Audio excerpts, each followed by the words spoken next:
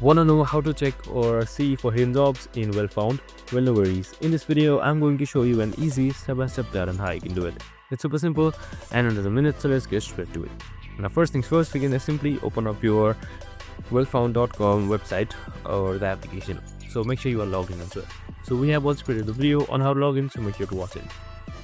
So in order to see the jobs of the companies that you've hidden, there's a step that you can do too.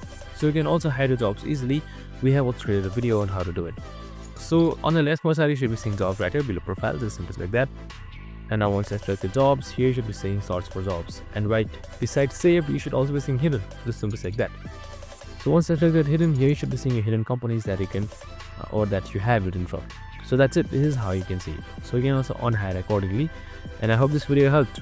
If it did, make sure to like, subscribe, and tune in with us for more of these videos. See you in the next one.